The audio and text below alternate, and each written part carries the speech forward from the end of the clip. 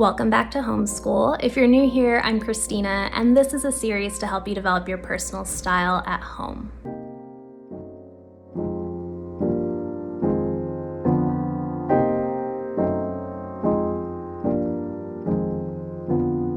So we've talked all about knowing what appeals to you visually. We have an episode on color and choosing color. We've talked about the shapes and design eras that you love. There's also a style quiz. So we've really dug into knowing what appeals to you visually, but today I wanted to talk about the rest of what goes into creating a home that feels really good for you. And to me, when I think about creating a space that feels good to me, that includes all 5 of my senses. So that's what we're going to be talking about. So when it comes to your sense of smell, this is one that I think might be easier to conceptualize when you think about your favorite hotel. They often have their own signature scent, and hotels are also really good at this because hotels and restaurants have their branding down really tight in a way that we may not in our personal lives, but it can be in really small scale, like your favorite candle, or maybe you like to burn incense. I know for me, whenever I think of my parents' home,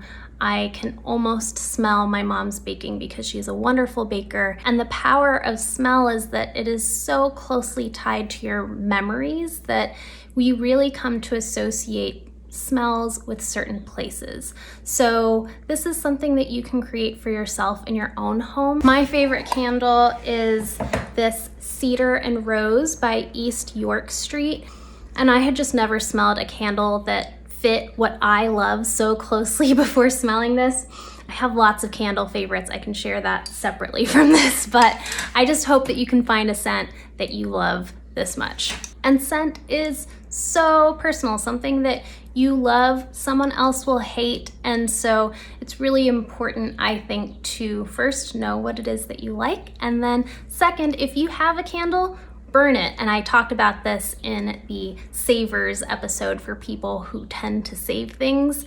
But this is one way to treat your senses, is to actually use your candles or your incense or your oils or whatever it is that you like to use. Another important one is your sense of touch. So this can come into play if you are buying new furniture or buying new bedding. I think we obviously know to look at the things and make sure we like the way they look, but knowing what you like to feel. For example, if you are someone who loves to get into a bed that feels really soft, then you may love flannel in the winter time or really well worn in linens.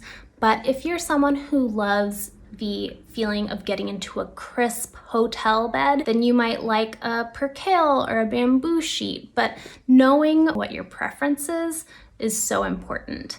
Sound can also be so soothing. And again, this is going to be personal to you. You probably know this just anecdotally. Some people love to study or work in the ambient noise of a coffee shop, and other people really like total silence. So there have actually been studies that have shown that certain people test better when there is low level noise and certain people test better in silence. And so knowing where you feel your best, especially for your workspace, that can be really impactful. So if you are someone who likes to have environmental noise, then maybe that could be the white noise of water running in a water fountain or a water feature, or having wind chimes outside your window. And if you don't have these things in real life, there are websites. My favorite is mynoise.net that has just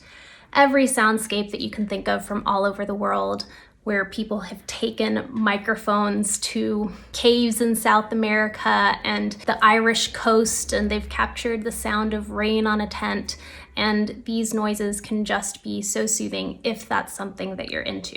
There's of course music, and if you're someone who likes silence, especially to sleep, then you can design your bedroom in such a way that you can block out the noise, either with your drapes or the doors or the windows that you have. So these can all create the environment that you're gonna feel your best in. When it comes to taste, it can just be always having a really well-stocked bowl of fruit on your kitchen counter, or your favorite bowl of candies on your desk.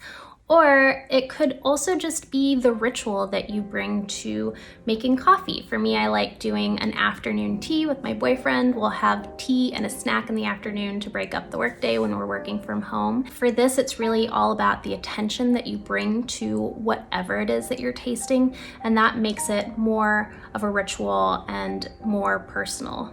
I also just find that tuning into our bodily senses can be really comforting and really grounding and help us when we're feeling anxious or too in our heads. So I hope that this gave you a different perspective when you think about creating a home that feels really good for you, and I will see you next week.